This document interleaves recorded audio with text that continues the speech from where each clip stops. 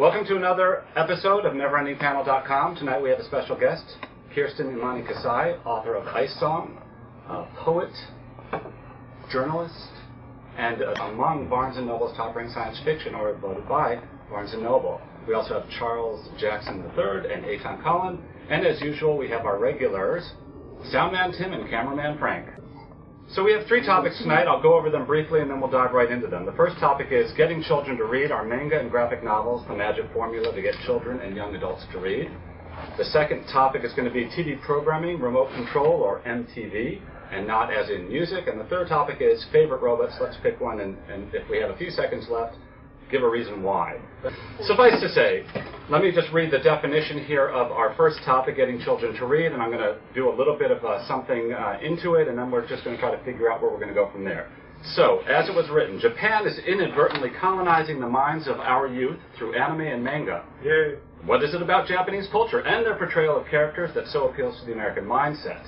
And for those of you who don't know, I'll do a quick definition of manga. Manga is a style of comic book art that is associated with Japanese comics. Although there are American manga as well, including manga versions of old favorites like Sabrina the Teenage Witch, most Japanese manga are printed in black and white and bound in paperback format. Many are made into anime or anime cartoons for television or the movies. So what are these things about anyways?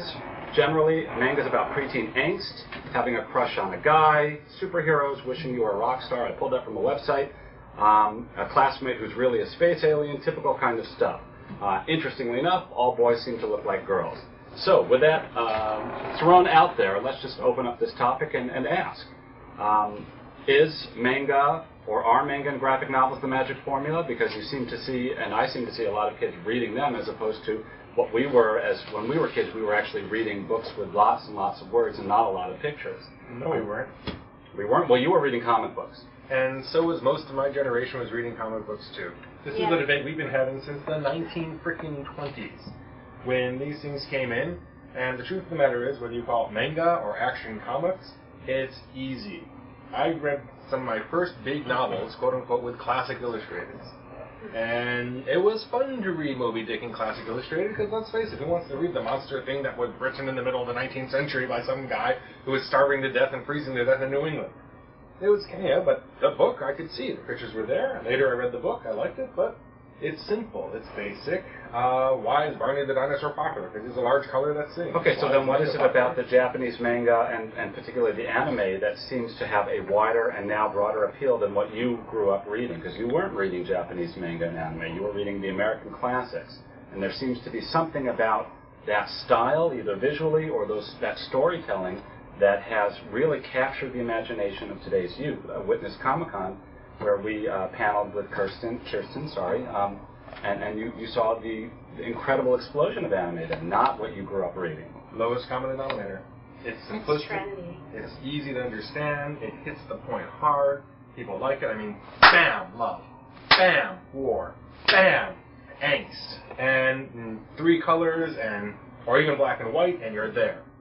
Most of the anime and manga that is popular in this country is actually a small fraction of what is available in Japan, where there are all kinds of topics, serious war dramas, soap operas that are about adults, superheroes like our superheroes. The thing is that the two big genres of manga and anime that are very popular here are the funny, superish characters, weird powers, things like Ranma 1/2, and the giant robots, which are two areas which mostly are not mined by American comic books. American comic books were very much straightforward superheroes, or superheroes with angst who seem to change from month to month while remaining the same.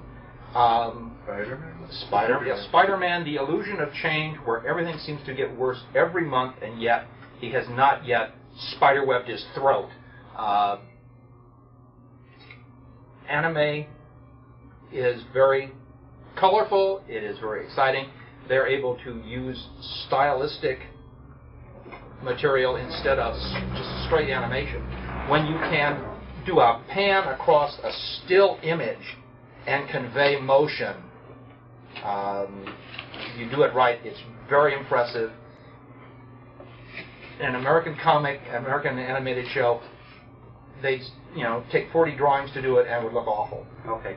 Kirsten, you seem to have wanted to say something before. Well, I agree that, kids have to start reading somewhere, and certainly comics are an easy segue from, beginner books and board books into chapter books, because you get the double punch of the illustrations with the language.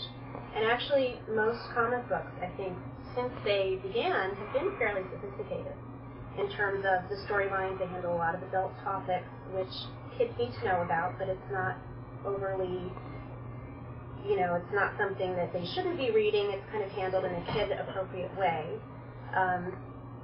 And the language, there's a lot of introduction to new vocabulary, which is good.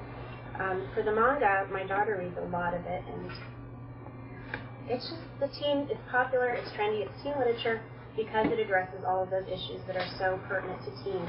Romance and love and wishing you had powers and dealing with school and conflicts and all of that stuff that would come in probably in the form of novels when we were younger. And I understand, by the way, that, and I'm getting you, don't worry, I'm not going to forget, that even in Japan, and I know you're well expert on this, Tim, that they have the separate comic books for the girls and separate comic books for the boys, which they didn't do here originally. It broke off into that eventually. But anyways, I'm sorry, go ahead.